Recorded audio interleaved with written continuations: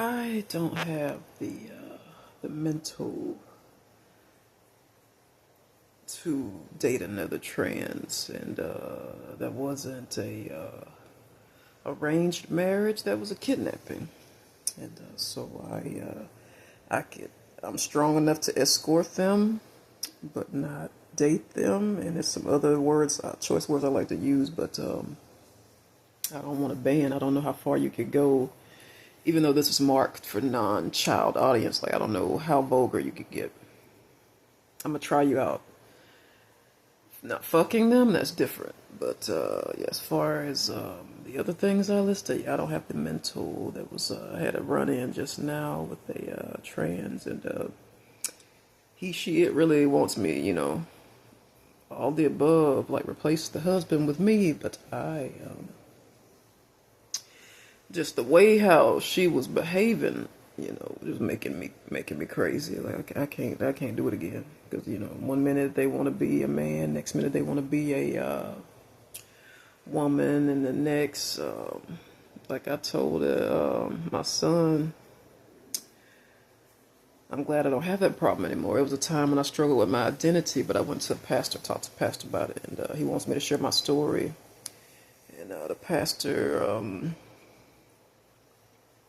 told me, if you're ever confused about your sexuality, look between your legs, pull your pants down, look between your legs. And as offensive as that was, it helped me. I still struggle some, because who wants to be wrong? I still struggle some over the years and over my, most of my life. And the guy's name was Saint Nick. I told the story before, but my son wants me to retell it. And my adult son, one of many, Kylie and I have so many kids, and some are adopted, some are blood, and but we always treat them, and they treat us like the same. So, parlez-vous français? And pourquoi? And boudoir, and just sure. So I'm gonna tell you something. The trans thing, like I said, yeah, they struggle with different things, and I could counsel them for the right amount of money it's gonna cost you. I could it's a list of things that go on that I'm strong enough to do for the trans community, and then I have a list of weaknesses that I cannot do for you. As Joe Austin and my mother said it best, it's okay to admit when you don't know something. It's okay to admit that you don't want to do something, and it's okay to refuse to do something. And he said, I'm telling you, I'm all of those things. Like that's a no, and that's beyond my level of expertise. So if you're looking for a date and you're trans, and I'm married anyway. Ain't that right, baby? That's Kylie over there.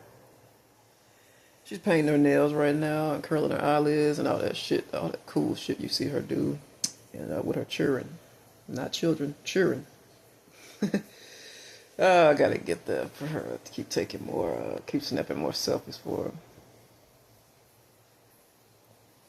She said camera hog. All right, y'all gonna have to hold on a minute. All right, I'll be back.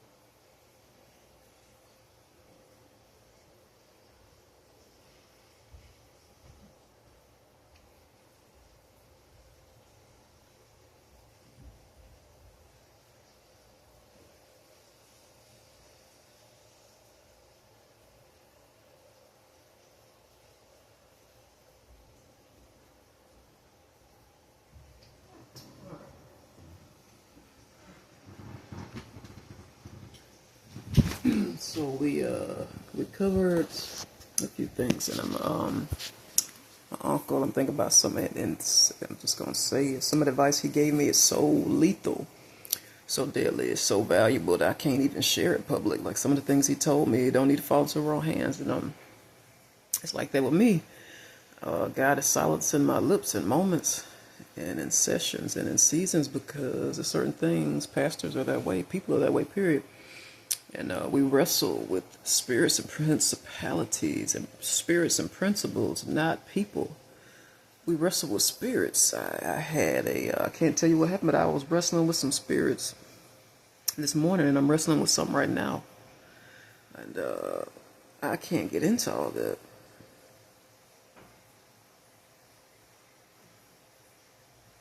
So if I tell you that I jeopardize me. So I'm gonna tell you something. Right now, I know the crowd wants to hear numbers. I know people want to hear numbers, and if it be God's will, I will read to you from the Bible. But right now, I don't have the strength.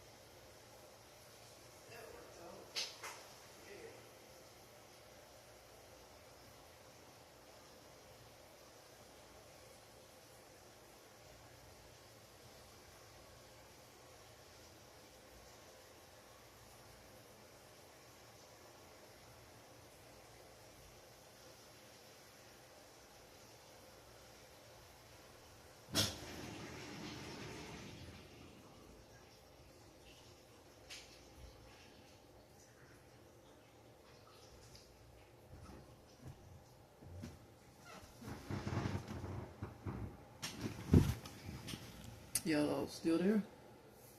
That's how I used to do when I used to be on the phone. No matter what age I was at, you leave, and depending on your moment, it might be. I can't even get into that. Damn, I don't know what I can say.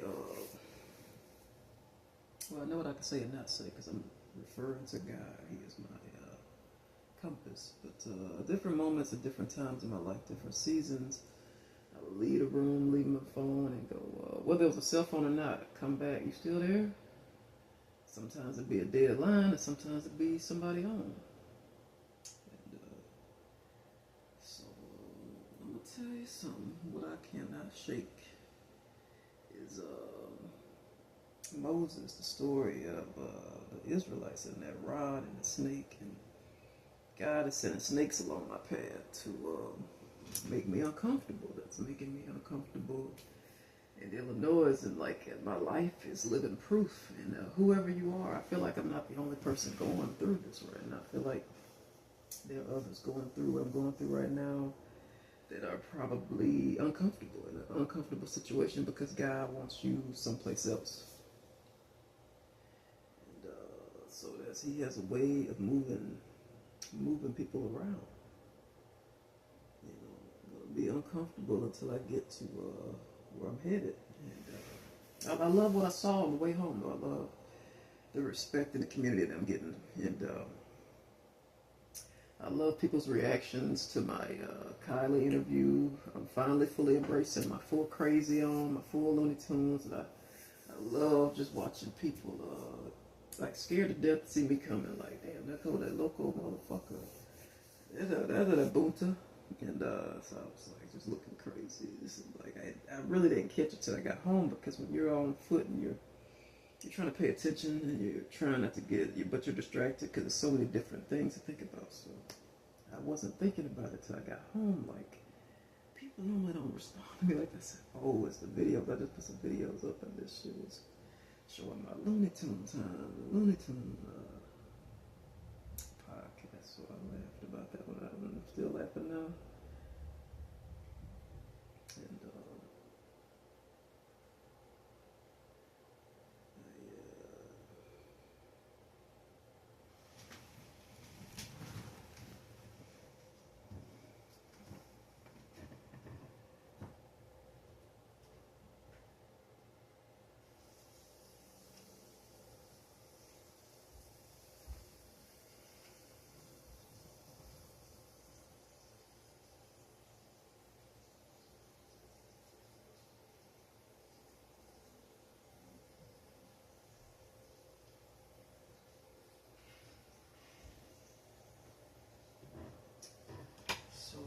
y'all are in for a rare treat. God is allowing me to do this for you. A rare treat for you. Do a little treat. What I saw last night, considering what I saw, is gonna give you. So y'all can see my head a little bit. Yeah, you can see my head. I'm gonna rest my hands. Well, you know what? Let's work in reverse. Since Proverbs is actually, when I open the Bible, this is a game that I played with other people. Sometimes they're Christian, sometimes they would not. Open your Bible and see where it lands. And it landed on, so before we do numbers, it landed on Proverbs 26. Honor is no more associated with fools than snow with summer or rain with harvest. Like a fluttering sparrow or a darting swallow, an undeserved curse will not land on its intended victim.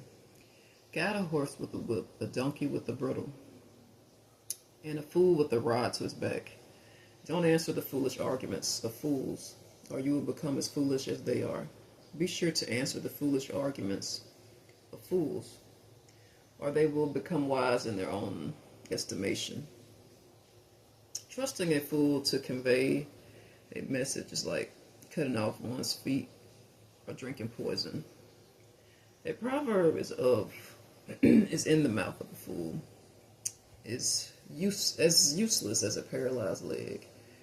Honoring a fool is as foolish as tying a stone to a slingshot. A proverb in the mouth of a fool is like a thorny branch brandished by a drunk. An employer who hires a fool or a bystander is like an archer. See, we got a role here called archer, who shoots at random. See what I mean by American words? As a dog returns to its vomit. That shit there. That they are saying exactly what I'm thinking. I feel the same way y'all do about dogs eating their own vomit. That's disgusting as fuck. So a fool repeats his foolishness. There is more hope for fools than for people who think they are wise. The lazy person claims there's a line on the road. Yes, I'm sure there's a line up there. As a door swings back and forth on its hinges. So the lazy person turns over in his bed. Lazy people take food in their hand but don't even lift it to their mouth. Lazy people consider themselves smarter than 7 wise counselors. Interfering in someone else's argument is as foolish as yanking a dog's ears. Just as damaging as a madman shooting a deadly weapon is someone who lies to a friend and then says, I was only joking. Fire goes out without wood, and quarrels disappear when gossip stops. A quarrelsome person fights as easily as hot embers, light charcoal or fire, lights wood.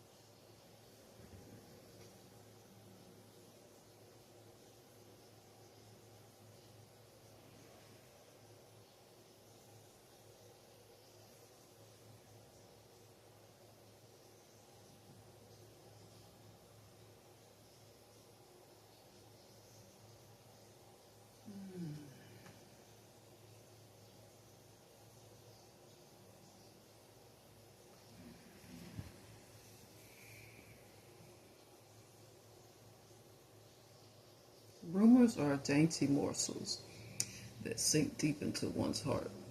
Smooth words may hide a wicked heart, just as a pretty glaze covers a clay pot. People may cover their hatred with pleasant words, but they're deceiving you. They pretend to be kind, but don't believe them. Their hearts are full of many evils, while their hatred may be concealed by trickery. Their wrongdoing will be exposed in public. If you set a trap for others, you will get caught in it yourself. If you roll a boulder down on others, it will crush you instead. A lying tongue hates its victims, and flattering words cause ruin.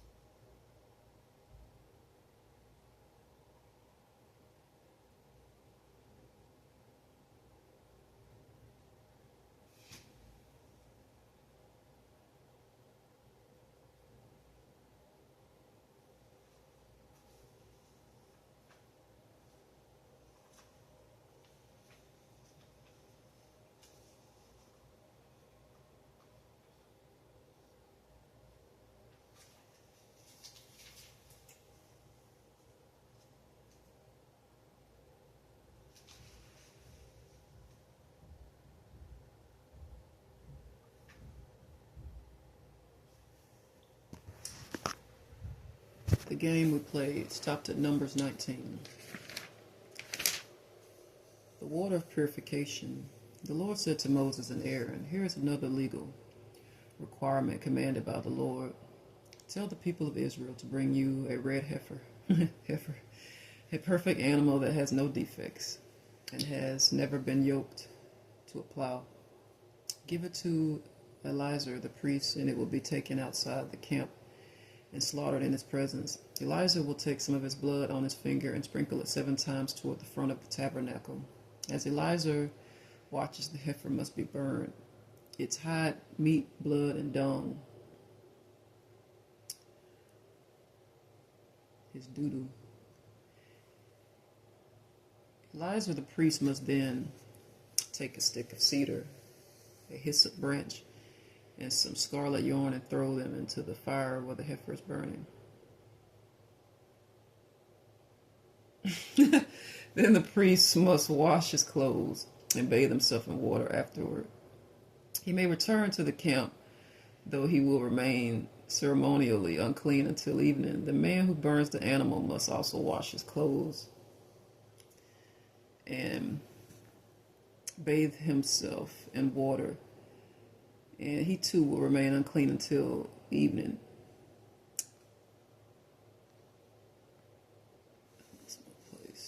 The someone who was ceremonially clean will gather up the ashes of the heifer and deposit them in a purified place outside the camp. They will be kept there for the community of Israel to use in the water for the purification ceremony. This ceremony is performed for the removal of sin. The man who gathers up the ashes of the heifer must also wash his clothes, and he will remain ceremonially unclean until evening. This is a permanent law for the people of Israel. and any foreigners who live among them. All those who touch a dead human body will be ceremonially unclean. For 7 days they must purify themselves on the third and seventh days with the water of purification. Then they will be purified. But if they do not do this on the third and seventh days, they will continue to be unclean.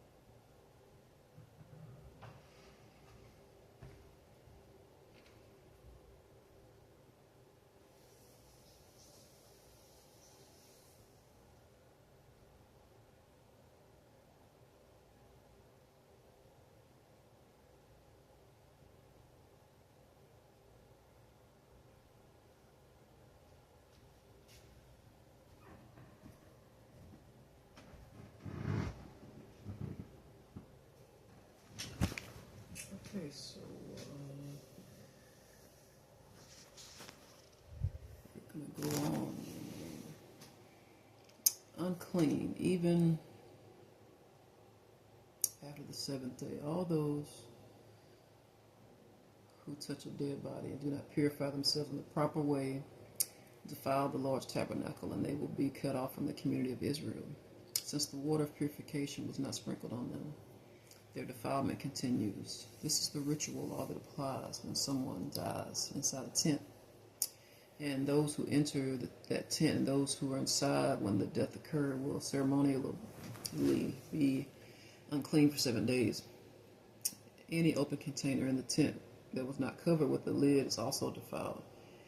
And if someone in an open field touches the corpse of someone who was killed with a sword or who died a natural death, or if someone touches a human bone or a grave, that person will be defiled for 7 days.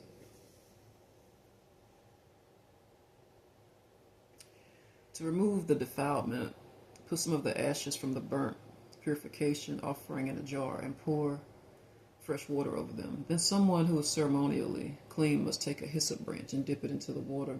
That person must sprinkle the water on the tent, on all the furnishings in the tent, and on the people who were in the tent.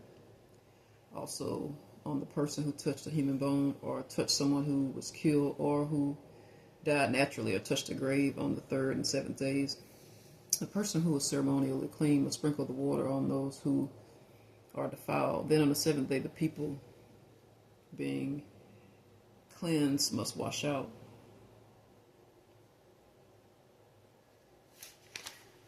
their clothes and bathe themselves, and that evening will be cleansed of their defilement. But those who become defiled and do not purify themselves will be cut off from the community, for they have defiled the sanctuary of the Lord.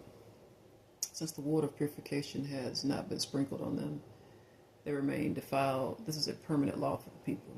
Those who sprinkle the water of purification must afterward wash their clothes, and anyone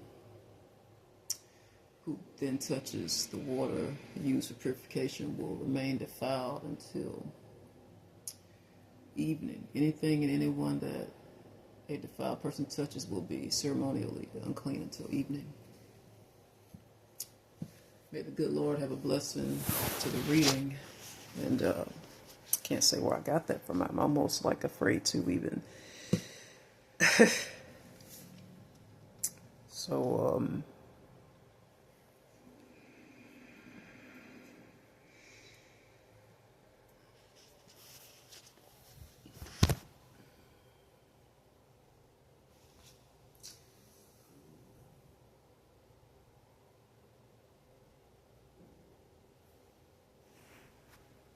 I've had people come to me and tell me that maybe I made Mellow Mushroom what it was. Because for all these years, I thought that it was Mellow Mushroom who made me who I am. You know, I thought that Mellow Mushroom delivered me from, in moments, from an abusive marriage and from abusive mother, and the people have been coming to me. The people have spoken, and they're saying, "Well, what if it was you that made the job fun?" And no one's until now has ever said anything like that to me. And I just want to thank you all for the compliment. There were moments of happiness in Mellow Mushroom, and a good song would come on the radio, and we'd all laugh at the same joke. It was like a Cheers moment, that TV show Cheers, that old like 90s, 80s, 70s, I'm not sure. I watched the reruns. I never watched the brand new, so I don't really know. It was never good enough to watch like consecutively and consistently. But yeah, I've seen it a few times. So Mellow Mushroom was kind of like Cheers in moments. It wasn't the kind of job you paid your rent with, so I stayed in the dorms. It wasn't stable, and I don't want to talk about the way how the place was run because I'm not strong enough, but I'm trying to preserve my health overall, mental and physical, and emotional health. And Austin said it the best. He said, "Lord, am I allowed to?" Okay, God is telling me I can talk to you about this. Pastor Austin says, each of us only have so much emotional strength in one day.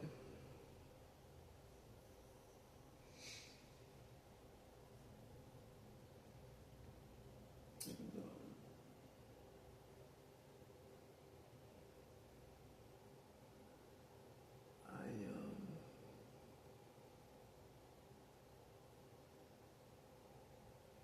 I'm just thankful for the men in the community and thankful for Wednesday Adams, and I can't get into everything dealing with my kids, but they're Wednesday, you're like a daughter to me, and Salabar, you're like a daughter to me, and